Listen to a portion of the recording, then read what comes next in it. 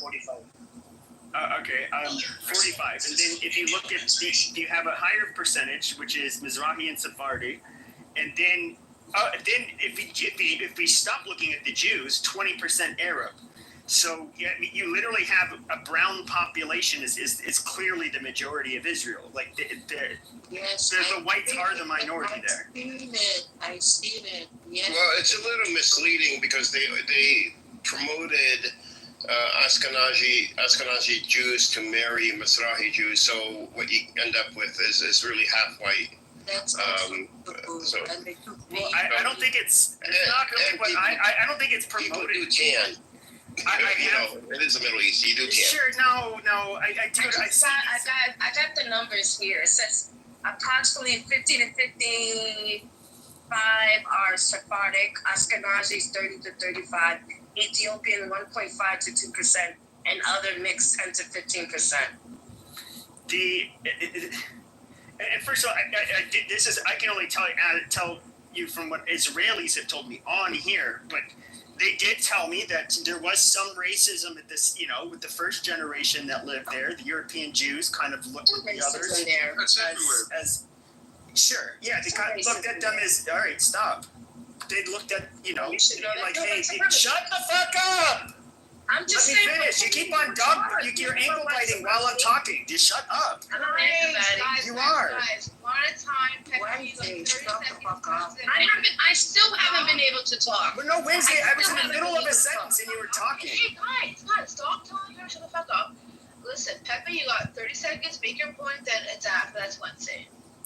So no, this is only coming from Israelis on here. They were saying, yeah, like the first generation, they looked at each other as different. There were some cultural differences. They kind of looked at it as like, oh, they're different. It's like a different.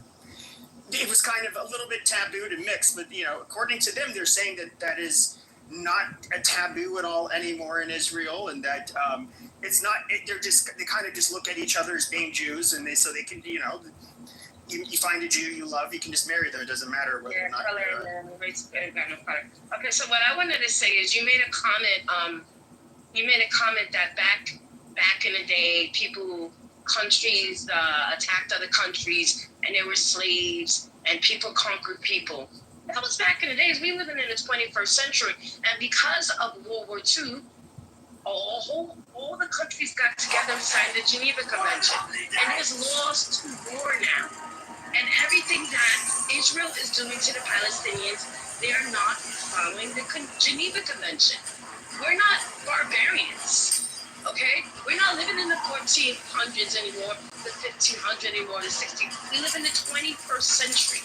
We literally at the pinnacle of AI right now, of it being sentient, okay? So I don't know why you guys keep on going back to the 1500s, to the 1600s, as if we're fucking cavemen back then.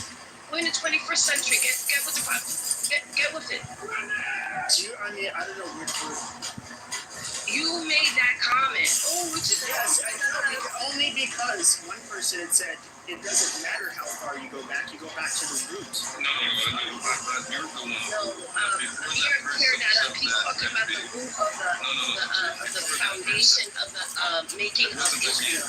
You went over to the 1500s with the Islamic ruling and stuff like that when they took over Constantinople. And that was Islam. Who's so bitter about that, huh? You asked us earlier in the conversation to get you an example. You can go as far as the 1940s, and then when you get you an example from the 1940s, you did it like that, and you jumped into another. That's what happened. You want to get to 1500s? I can. There are. I think how to word this. I think at the right point in time, if the Native Hawaiians, for example, had the capability to strangle, drown, stone to death, beat to death every non-Hawaiian that was on the island and banish them, I would have supported it. I think, they've basically been genocided. Who's pure Hawaiian anymore? The language is now, on top of that, now and they were subjugated on their. They were basically, you had the foreigners take over the best real estate on their island.